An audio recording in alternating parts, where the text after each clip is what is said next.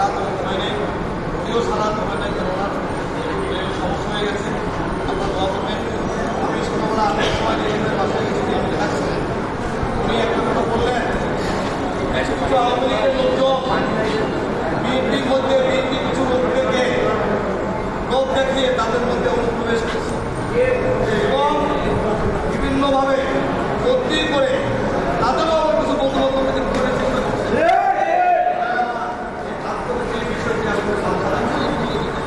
কারণ আমাদের পক্ষে ঘোষণা হয়ে গেছে, আরো নির্বাচন হবে, অনেকের মাথা নষ্ট হয়ে গেছে। নির্বাচন হলে জনগণ ভোট দেবে, আর ভোট দিলে আর ধানের সাথে ভোট দিলে বিএনপি ক্ষমতা আসবে। কত কঠিন হবে এটা অনেক উন্নয়ন আওয়ামী লীগ, এনসিপি, জামাত এসে গেছে। এবং আপনারা আপনাকে আপনাদের মধ্যে আমাদের মধ্যেও যারা এখন বিভিন্ন দলগত সংযুক্ত আপনাদের আছে বিভিন্ন দলের মধ্যে বিএনপি আত্মদলের বক্তব্য এখন আর মাসের বাহিনী কোনো সমাবেশে প্রয়োজন নেই।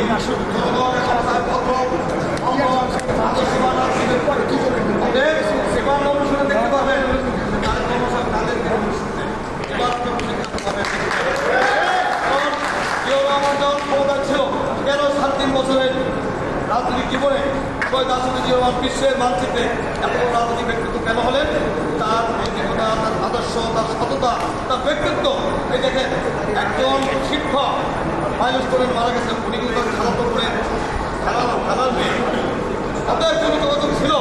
তারেক রহমান, জিয়াউর রহমান কখনো কোনো পরিবারে লোকদের সুবিধা দেয় নাই, কিন্তু যোগাযোগ খালা কেমন আছে আজকে নির্ণয় করলো খালাকে নাকি পাকিস্তানের প্লেয়ার নেই, জিয়াউর রহমান তো চাকরি করতে থাকতে তার সেনাবাহিনী নেই, তখন তাকে আজকে আজকে আজকে বলবো বেশি ভাই তাকে কিছু কিছু সাহায্য করতে।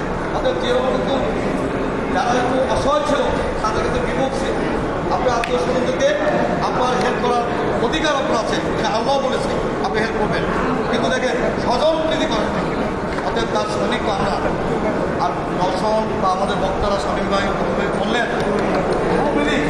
তারা আপনাদেরকে আত্মনিগ্রহণ করেছে, এত নির্যাতন করেছে, আপনাদের কোনো হেল্প করেছে, তাদেরকে আপনি অ্যাভয়েড করবেন প্লিজ।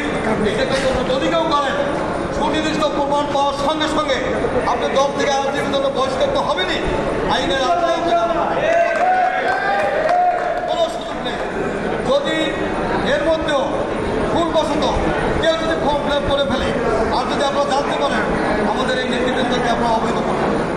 এখানে কবির রোশন আছেন, কর্তব্য আছেন, তাদেরকে বলবেন ভাই এই লোকটাই রাজ্যের এই আওয়ামী লীগের দালাল ছিল, এটা ছিল ভাই ভুলে হয়ে গেছে, তাৎক্ষণিক তারা ব্যবস্থা গ্রহণ করবে এবং যে অনুপ্রবেশ করিয়েছে তার ব্যাপারে আমাদের কাছে বলবে।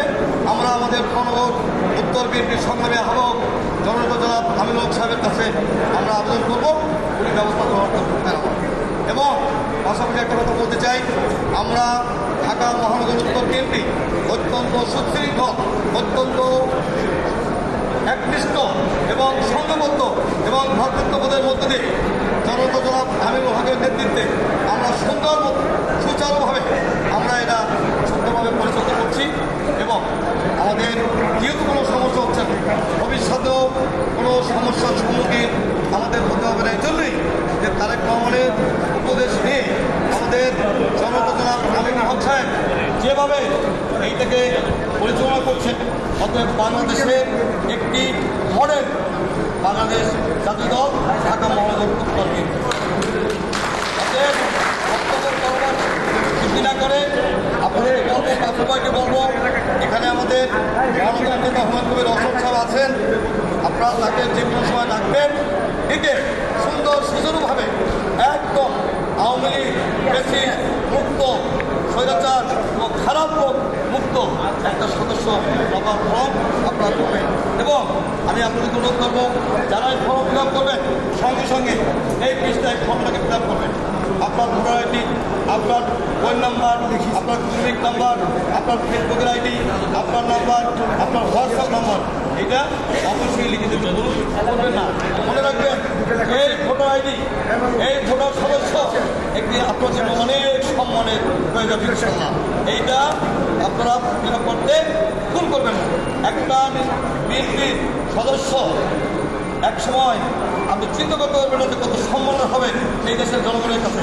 এবং তারেক রহমান রাজনীতিটাকে ওই জায়গায় নিয়ে যাচ্ছে এবং তাকে খুবই আরেকটা কথা বললেন